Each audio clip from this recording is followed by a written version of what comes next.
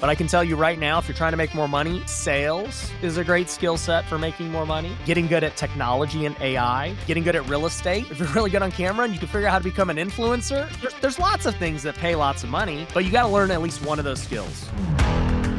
BraveCo men, welcome back to the BraveCo podcast. I am excited to have my guest and my friend here, Ryan Pineda.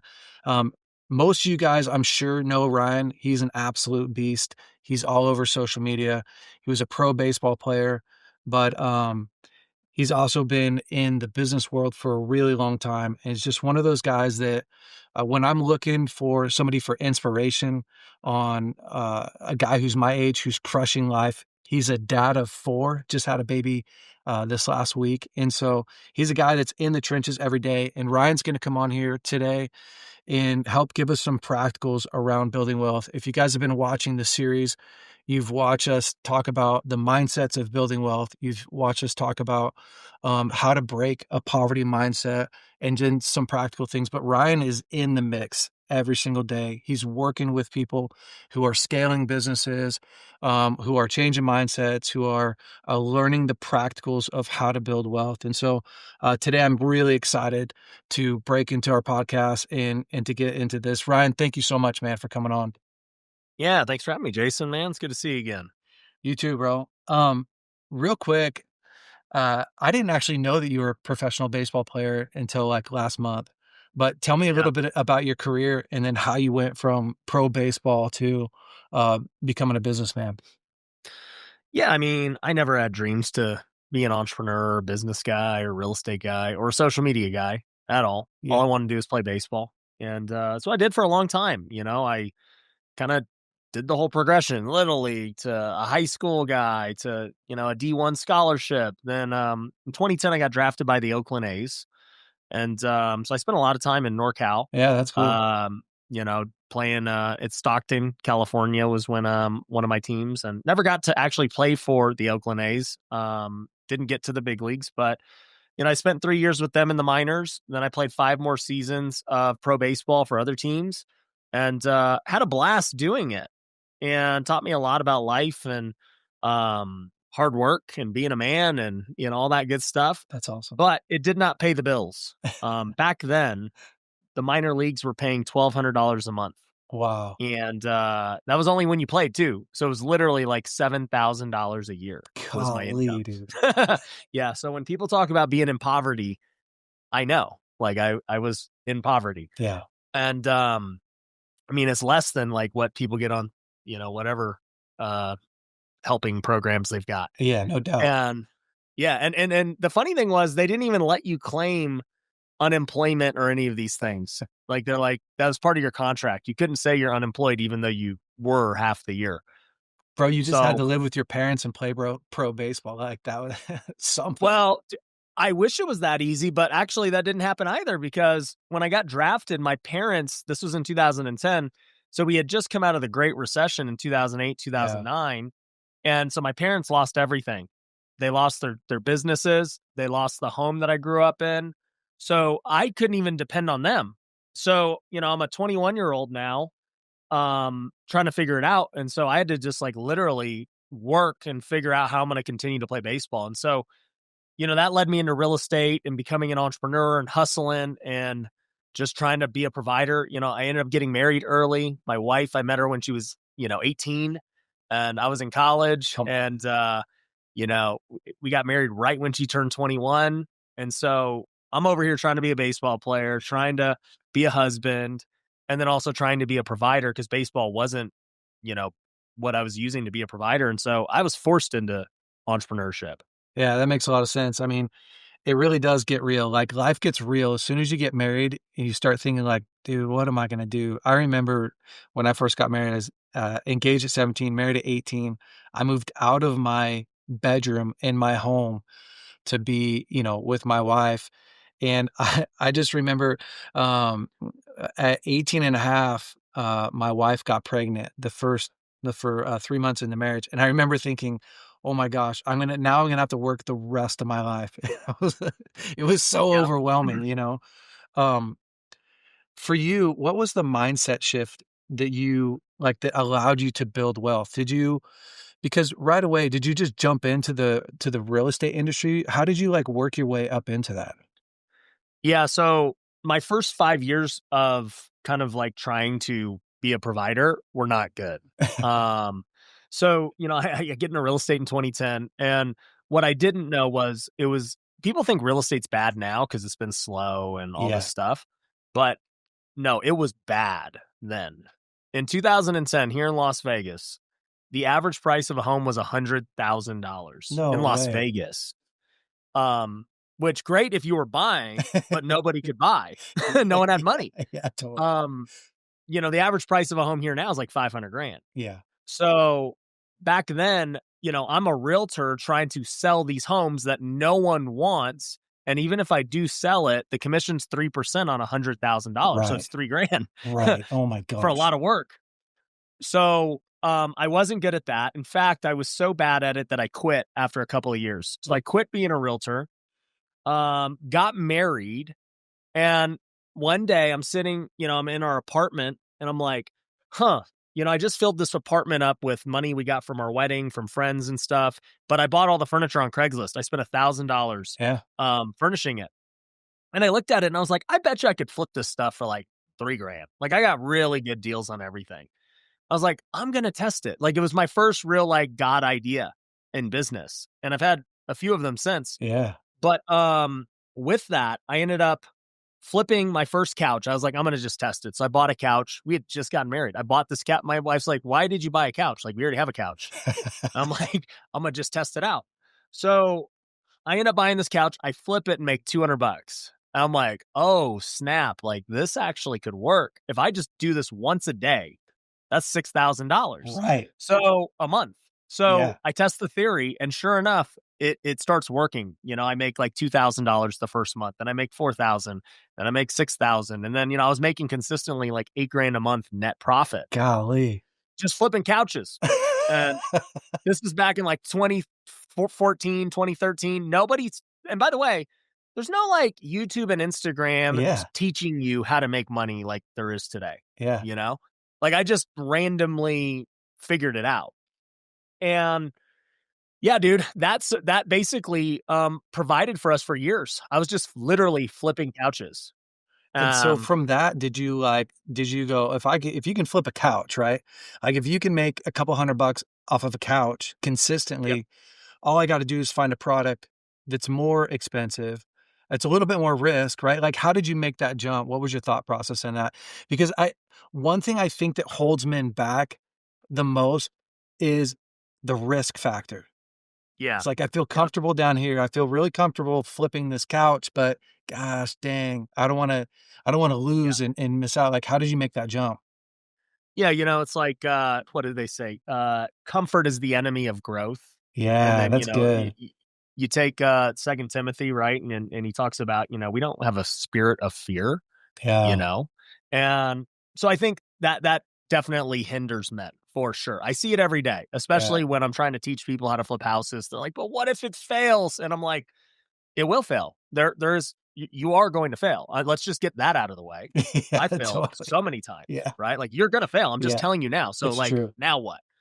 Um, but what happened was I had been flipping couches for a little over a year. I was making great money, the most money I'd ever made my entire life. And it was a good life.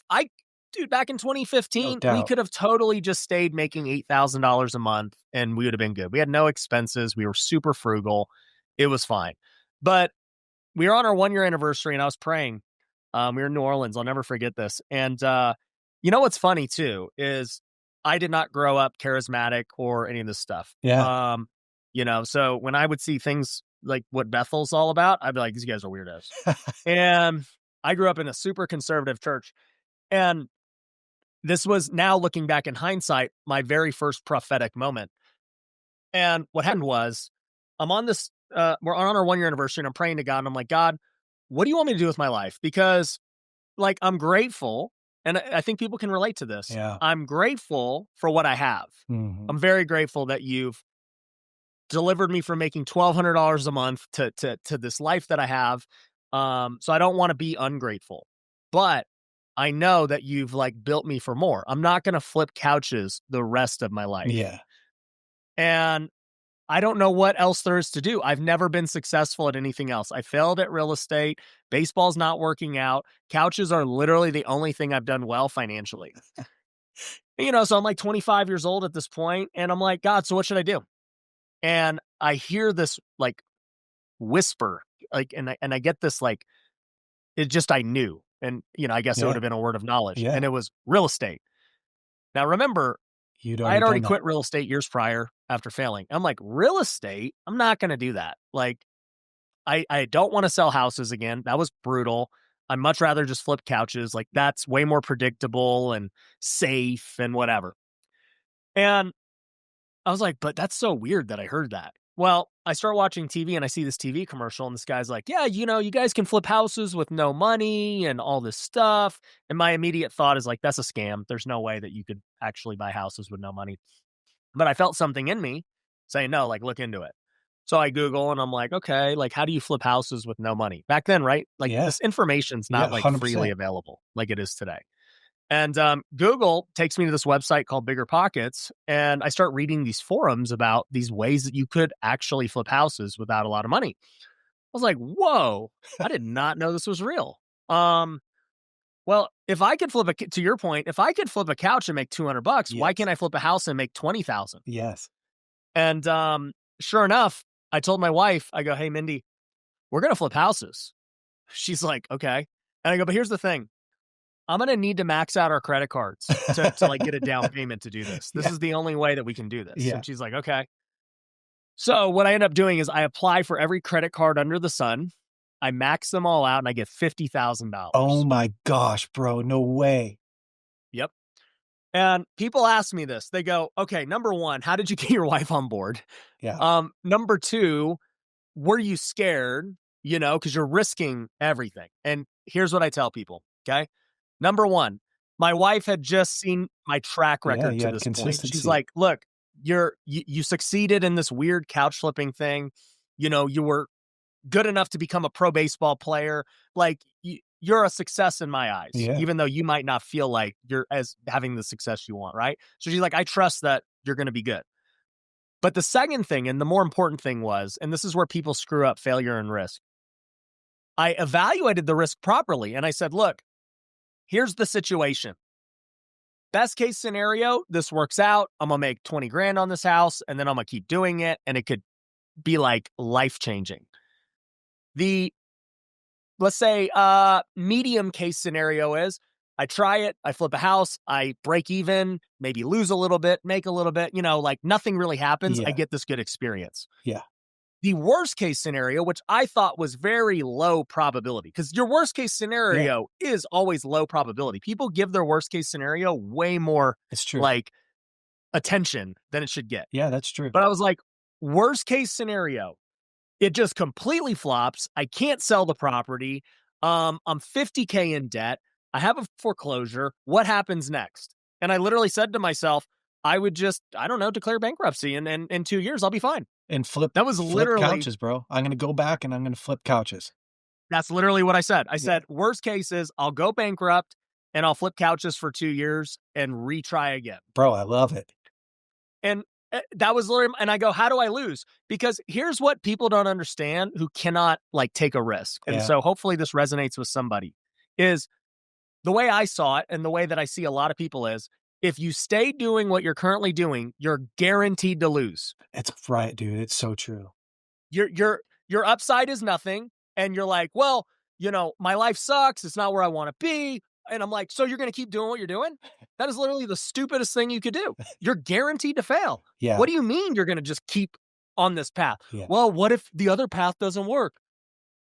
Your current path doesn't work. What do you mean? You have to switch. You have no choice. And so for me, that was it was like, look, was I making good? There's a lot of people listening to this who make enough money, but they're unhappy. And that's kind of where I was at. I'm like, look, I'm just not going to flip couches the rest of my life. I'm meant for more. So anyways, I tell my wife that I'm going to do this after playing out these scenarios in my head. And the first prophetic moment I ever had was I get on the airplane on the way back to Las Vegas. My wife and I aren't even sitting together because we're so cheap and so poor that I didn't want to pay for the upgrade to like pick your seat. I'm like, they'll just seat us together. Well, they didn't. And so I'm sitting next to this old guy, and I'm reading this book about flipping houses because I bought this ebook while I was doing it. He goes, "Hey, what are you reading?" I go, um, I'm reading this book on flipping houses. Like, I think I'm going to be a house flipper." He goes, "You know, I don't usually talk to people on planes, but I just want to let you know that, you know, God, I don't remember the exact words, but he was essentially like, God wants you to know that you are going to be very successful with this and you're going to change a lot of lives because you're Wow. making this decision." And I was like I got chills down my spine. I was like, whoa. And he goes, "And also, just so you know, like, I'm not full of it." He goes, "I have like flipped 500, 600 homes in my life. Like, there's a reason we're sitting together today." And he goes, "And all the things you're reading about and talking about, I've done them all. And I can help you if you ever need me help." Oh my gosh. Um, and like for me, that was all the confirmation I needed. What's interesting is that guy didn't actually like end up helping me in any way really, other than that moment of Yes. confirmation. Like, it's not like I seeked him out and I was like, "Bro, what should I do next?" And Yeah. he didn't become a mentor. Literally nothing happened after that day with him. But he gave me the confirmation that I needed, and God used him to like give me that. And yeah, dude, I ended up maxing out the cards. I got a deal a couple of months later. Ended up making 25K on that very first deal. I kept the credit cards maxed out and bought 2 deals, then I bought another deal and another deal, and I kept my credit cards maxed out for years, literally. Wow. And, that ended up making, hundreds of thousands, and then, eventually that turned into 1,000,000, then that turned into, everything that spawned afterwards, and, it started with the big risk. Oh, it's incredible. What you said before is key, is if you are unwilling to take a risk, then you already know, right? You can forecast the rest of your life. This is it right here. As long as you're comfortable with being where you're at, this is where you're at. But as soon as you're able to go like, man, have a little vision, be willing to take a risk. I think one of the things that I talk about a decent amount is to stack the deck in your favor, right? If you're about to take a risk, I mean, how could you mitigate the amount of risk that you're about to take? Because you can. As soon as I get around somebody who's done it before, as soon as I spend the proper amount of time to learn, those things help to mitigate the amount of risk that you're in. From marriage, right? You're about to get married, that's a risk. Well, go Yep. through a course, right? Go through premarital course, get around other great married couples, learn some communication. You're about to get into real estate, awesome. Get around people who are better at it, who are growing at it, and all of a sudden, you mitigate the amount of risk that you're in. But there's always got to be some sort of risk that you can't mitigate every ounce of risk in your life. At some point, you have to full send and be willing to grind and work for it. So, dude, I love that. Yep. Yeah, and I mean, that was like the first test of, God saying, "Hey, let's see if like how you do with listening." You Yeah. don't even like real estate. By the way, I still really don't even like real estate that much, if I'm being honest. Like, I really don't. I like playing Yeah, sports and baseball and like, no but it doubt. just so happens now I've done, 700 something deals, and it's changed, my family and lots of other people's. But you know, what's funny is it happened again in 2020 where, I'd spent 5 years, I probably done a couple hundred houses at that point, became a millionaire, and COVID happens. Yep. And what's interesting is during COVID, they thought the market and everything was going to crash. Everybody was freaked out. Yep. And at that time, I had like 50 house flips going on. And so I'm sitting there looking at it like, bro, I'm about to like go bankrupt because I have 50 deals, lots of money in these. And if they all go south, I'm screwed. Yep. So what ends up happening is I pray again and I say, "God, what do you want me to do?" Once again, I'm grateful that this has been an amazing life and you've blessed me and this is awesome. What do I do? And at this time, like it wasn't like super clear, but like the vision and the thing I got was social media. I was like, social media, like I don't really want to be on camera and do this. Like, I flip houses and I'm cool. Yep. Um and I'm like, that was weird. And what I found is God always uses like other people to confirm like what And once again, I'm not prophetic at all at this point. I don't know any of these things. I'm just like, okay, like prove it that that was real. Well, all of a sudden, same day, two people like both talked to me about social. Like, have you ever thought about starting a YouTube channel? And I'm like, a YouTube channel? Like, why would I start a YouTube channel? Like, what's the point? I literally didn't know the point. I'm like, Yeah. what do they do? They're like, dude, YouTubers make a lot of money. I'm like, really? How? And then another guy's like, you should start a TikTok. And I'm like, what is TikTok? At this time, TikTok hasn't, Yeah. I mean, it's starting to blow up. And I'm like, isn't that a kid's thing? Like, what is that? They're like, no, dude, it's going to be big. And so I sit there with this information. And I'm like, okay, I think clearly I need to do this. I don't know how to do it, but I'll just do it. So, I buy up all the material I can. Like you said, I buy courses. I start studying. I start looking at people who do it. And I'm like, okay, I get it. There's like a process to this. It's like a business. There's a system to success. Yeah. Okay, let me try it. So I just start making TikToks. And by the way, no one's really doing this as entrepreneurs yet. It's just like kids dancing. And I'm like, I don't know. I'll just like talk to the camera and tell people stuff. And it crushes.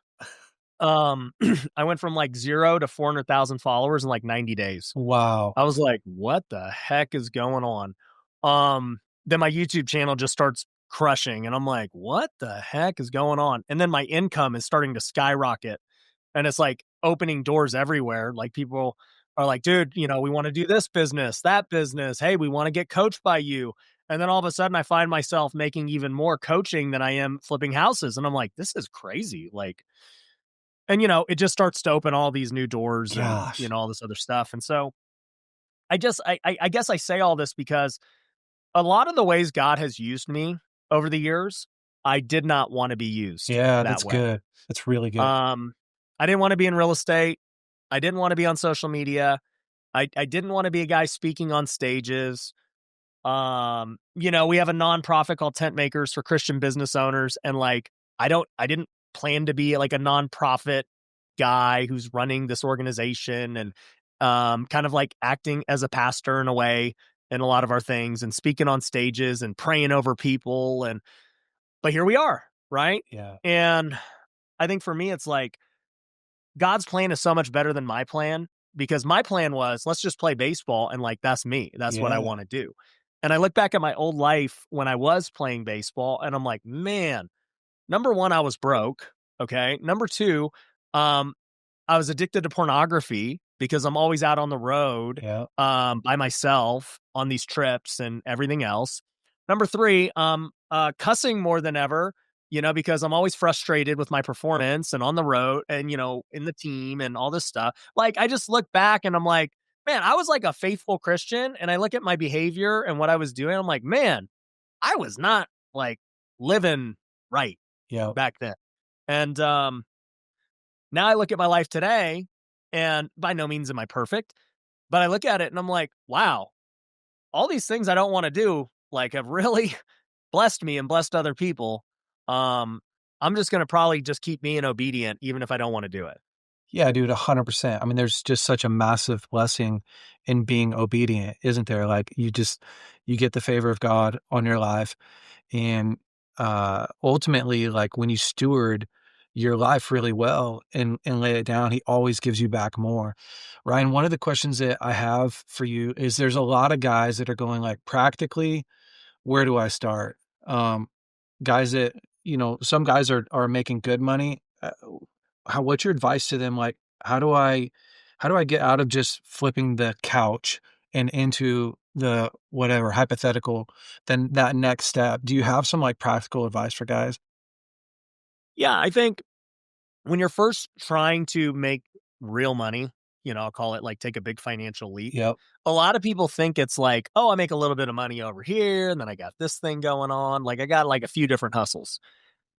And I think they do that because maybe they think that's the way to do it because they see other guys Yeah. online and they're like, oh yeah, I mean, look at Ryan, he's got a bunch of businesses and stuff. And it's like, that's actually not how it goes down. Mm, What happens is you get really good at one skill and you do that for a long period of time. And then you start to develop other skills and that can turn into another business or another thing. yeah. So like for me, if I was to look back on my life and when I first really started making money, the first skill I learned was sales. And, what was I doing? I was just talking to people about buying their couch. I was just negotiating and Yeah. lowballing them, really. And, just like, hey, I'll pick up the couch right now for $50. You want to do this or not? Like, it's sales. And, that's how I made money. And then when I got into real estate, that served me really well because I was like, I'm not afraid to lowball people. I'll give you, we'll give you 100 grand for the house. What do you think? Yeah. No, all good. Next person. Hey, will you take 120 for your house? No, all good. And it's like, I'm okay being rejected because I Yeah. only need one deal to make a lot of money. That's great. And so I learned sales as like the first predominant skill. And then, I had to learn new skills. I had to learn how to analyze properties. I had to learn how to raise money to buy these deals. Then, I learned social media. I got to learn how to talk on camera and come up with ideas and speak better. So like, I've learned different skills throughout the years that have continued to compound wealth. So what I always tell people is the amount of money you currently make is a direct reflection of your skills. Mm. Like, there is no people who are underpaid. You lack skills. That's what this all comes down to. And people will be like, well, that's not true because, I help people with this thing. And I'm like, no, I'm not saying that's not what I'm saying. Okay. Like my wife, for example, she was in college and she was going to school to be a teacher. And before we had kids, she actually was a teacher making 40,000 a year. And what's funny is during that time, we thought that, oh man, like this Yeah. is like the income, Yeah. 40 grand, baby. Yeah. Yeah, 40 grand a year. This is great. Totally. We had insurance for the first time. This is awesome. Yeah. And, right now, obviously it's not a lot of money and it wouldn't be considered a lot of money for really anyone, in America, at least. And, is my wife not skilled because she made $40,000 a year? No, I mean, she was a very skilled teacher. She's very loving and helping kids. And she worked in the inner cities with like the most at-risk kids. A lot of them didn't even speak English. And, all that being said, though, the world values her skill set at $40,000 a year. That's just the reality of what a teacher is valued at by the world standards. Yes. And look, supply and demand plays out everywhere. So if teachers truly were worth more by that standard, you would see way less people being teachers than there are, and they'd be forced to pay teachers more. But the reality is there's, a lot of teachers and they happily accept 40 grand a year or 50 grand a year. Yep. And so the supply and demand is where it needs to be. And this happens with other jobs and careers. It's like, okay, these doctors get paid what they get paid because it takes a long time to be a doctor. People think athletes get paid too much. It's like, well, the world says that LeBron James is worth $100 million a year. Totally. I didn't decide it. That's what the world says. And he's really good at dribbling a basketball and putting in the hoop. And guess what? That pays a lot of money, according to the world. So it's less about what's fair. Like whenever I see people say, well, that's not fair, that's just being a victim. Yeah, It's irrelevant. more about, like nothing's fair. Life ain't fair. They crucified Jesus. Was that fair? Yeah. No. So quit with the victim mentality or this is fair, that's fair. Look at reality and be like, hey, what skill set do I need to learn that pays a lot? And I can tell you, learn one, but I can tell you right now, if you're trying to make more money, sales is a great skill set for making more money. Getting good at technology and AI is another skill set that will pay a lot. Getting good at real estate pays a lot of money. If you're really good on camera and you can figure out how to become an influencer, I mean, that pays a lot of money. Yeah. There's lots of things that pay lots of money, but you got to learn at least one of those skills. And that will change your financial outlook. It's not going to come from just necessarily working harder. You have to learn higher value skills. Yeah, that makes a lot of sense. And I like how you say that because, I mean, honestly, you can be the most skilled, whatever, counselor in the world, but if you don't have any marketing and advertising around that, you have no clients. And you can scale if you learn how to go from 1-to-1. I counsel this guy, I get $100 to. I counsel these 5 guys, or I coach these 5 counselors and I create a business out of it, right? So I love what you're saying. Like the question is, how do I gain a skill set that unlocks the next level of earning, that takes what I'm already really good at and it makes that scalable? Would you say that? Yeah. Yeah. And I would say, so let's just take the counselor / life coach, type career, right? So, I would say the most famous, well, I'll use air quotes, life coach in the world would be Tony Yep. Robbins, right? 100%. And this guy's been doing it for like 40 years Ever, now. bro. Like he pioneered this stuff. Yeah. And I've had him on my podcast. So I've talked to him before about certain things. That's And amazing. yeah, we've had some conversations. But okay, so Tony's probably done like over like literally $1 billion in Yes. sales for his own life coaching, not to mention all the other businesses and things that he's done. And why is that? Why is Tony Robbins, almost if not a billionaire? Why is he a billionaire but other life coaches aren't? What skill is he just that much better of a life coach? I would argue no. I don't Yeah. think that. Sure, he's great. Don't get me wrong, like he's top notch, but it's not because he's the best life coach that he's where he's at. He possesses other skills that are so highly valuable. He understands sales. He understands marketing. He understands how to throw an amazing 3-day event, and that also gets people to buy later on down the road. Yeah. He understands how to stay in enough shape to perform on a daily basis. He understands, like what you said, how to go one to many. He's not, Tony does actually coach one-on-one. It cost $1 million. Yeah, I People heard don't know that. that. Yeah, Yeah, I like heard that, and if he you only want to, takes like 10 a year or something like that. Yeah. and you have to give him equity in your company too. Oh, that's Yeah, so amazing, bro. you could be coached by him, and Yeah. there's a price, but he also understands, like one to many. That would be the majority of his business, and so it's like, and he didn't develop all those skills yesterday. It's been over 40 years. Yeah.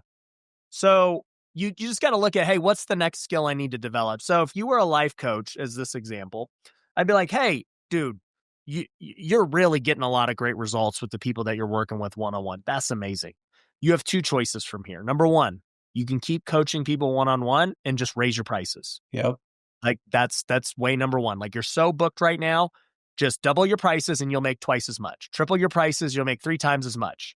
That's path one. Path two is, hey, like let's learn to coach in a group setting. Okay, cool. Well, now maybe I keep my prices the exact same, but now I have 10 people paying me for the same hour Right. than, the one guy. And they're still getting great value. And guess what? If somebody does want to still get that one-on-one help, they can get it, but there's this new price. Yep. That's what Tony does, right? I mean, that's what I do. Like for me, I've got one-on-one clients. They pay 6 figures a year. Yeah. Like that's what it's worth. Because I just can't coach everyone one-on-one. I don't have enough Scarcity. time. Absolutely. So, it's like, okay, so now what skill we're learning here is the ability to craft a new offer, because you're like, I'm either going to double or triple my prices and hope that people keep paying it, or I'm going to learn a new way or a new product that I could sell. So that's like step one. Okay, cool. Your offer's working. It's great. You're like, I want to grow again. How do I grow again? Well, the next thing you probably got to learn is marketing. How do I get more people to the offer? So, I know the offer works. People are getting great results. People love it. People buy it when they know about it. How do I get more people aware of it? So now you're going to learn marketing, which is, okay, I got to learn how to be on social media. I got to learn how to run paid ads, like that's a whole new skill set. And then, you start getting a lot of leads, and then you're like, dude, I can't handle all these leads and handle my clients and do this. Yeah. Like I have a new problem. It's like, okay, cool. Now you need to learn how to hire people. Yeah. So all of a sudden you start learning how to hire people. You hire a sales guy so they can take the calls. Maybe you hire another counselor or life coach to help you out. Like you just keep learning new skills as the business grows. It's identifying what's the next proper skill to learn that matters. It goes back to what you said in the very beginning, which is it's the skill set that's holding you back. You can't build Yeah. what you don't know. And Yep. I love that so much, man, because it's so freeing. It really does send you back to forget about what's fair, what's not fair. Forget about even how good you are and whatever. Quit measuring yourself against the next guy and going, I'm half as good as Tony Robbins. I should be making half the money, and get back down into, okay, first, what is the thing that I'm really good at? Maybe that I'm better than anybody else. And second, how do I take this to the next level? What is the skill set that's keeping me from it? I even look at like, I have a friend, lots of friends. They're either like in the electrical their electrical contractor, or they Yeah. mow lawns, or they have, yard services. And there's always the guy that's breakout, right? There's a guy that learns the business of scaling his business, and he no longer mows the lawns himself. He's no longer climbing the trees, but he's learned, how do I put somebody over my business that can run it as good as I can, so that I can begin to scale the marketing, the advertising, and go, and build it bigger and bigger and bigger. And I just think, if you allow yourself to either get coached or to sit back and think, what is the area in my life that's holding me back? And honestly, guys, this works for anything in your marriage. You want a better marriage? Awesome. What's the skill set that's holding you back from building a better marriage? What's the skill set that's holding you back from building better relationships in your life? But it works a ton with money. It really does. It's, it's, it's where I was at 3 years ago. I don't have enough money to go on free trips that guys are giving me. I don't have Yeah. enough money to pay for a plane ticket to go hunt moose in Alaska. It's a $20,000 free trip, and I can't pay the plane ticket to get there. And, and it's because, I haven't actually sat down and gone, how do I go beyond just my $70,000 a year salary at a church? How do I build? How do I grow? And Yep. I've talked about it this whole series, but that's where my wife and I went, okay, let's take what we're already good at. Let's start a podcast. Let's do Yep. what we love to do already. And let's talk about things that we love to talk about. And let's create an offer, and let's build that. But I really do. Ryan, is there anything else that you feel like adding into this before we end? I would just love the practical so much. Yeah. I mean, look, as Christians, we're, called to go through the sanctification process of Yeah. constantly, becoming more like Jesus. And I would simplify that and say, that means that we should just be getting better every day. Like, that's the goal. I just want to Yeah. improve. And clearly improving to become more like Jesus will help you in all areas of life. Like, Yeah. you'll become better at business, you'll become better husband, everything. And so for me, I kind of just I take that mindset into everything in my life. I'm like, bro, I want to be a better husband. I want to be a better follower of Christ. I want to, be better as a servant, in at least in the church realm. I want to make more money. That's Yeah. part of being better. I want to be in better shape. Like, I just want to get better in all areas of my life. And because I know that if I'm healthier, I'm going to be better for my kids and for everyone else. I know that if I make more money, I'm going to be better providing. I'm going to be able to give more. I'm going to be able to support things. Like, good things can happen when you're better at just these areas of life. So for me, I'm just challenging myself to get better every day. And Mm. so I think, once again, right, a lot of Christians fear maybe being ambitious, Yeah. because they're like, well, the Bible says to be content. And it's like, yeah, Paul said he was content in any and every circumstance. Like, if he's being persecuted, he's good. If Yeah. things are good, he's also good. It's not that he's saying it's bad when things are good. Yeah. He's just like, look, no matter what's happening, I'm good. And, like, we get to choose that, right? Even if your life is bad today, like in Yeah. terms financially and whatever, like, Yep. you get to choose how you respond to your situation. You can respond in shame and depression and guilt and whatever, or you can respond with, hey, you know what? I'm covered by the blood of Jesus, and I I'm a part of the kingdom. I'm royalty. Yep. Like, that's 100%. my identity, you know? Yeah. And so for me, I'm just like, hey, how do I get better every day? Even if business is going good, I want to get better. If business is going bad, I'm definitely Yeah. wanting to get better. 100%. That one's easy. When business is bad, I'm like, Yeah. yo, we got to get things going. Yeah. When business is good, it's very easy to let your foot off the gas and be like, yo, look at what I built. This is great. But no, I found myself now like, no, no, no. Like, we got to keep getting better. How can we serve our customers better? Yeah. How can I make better content? How can we make our events more fulfilling and more impact? How can we make our products better so they get a better result?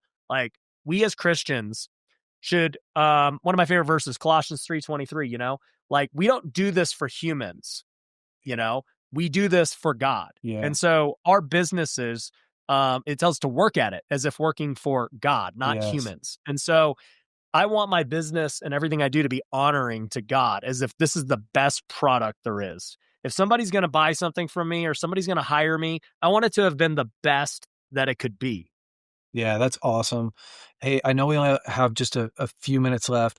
I'm curious really quick if you can talk about just really fast one of your big failures and how you overcame that.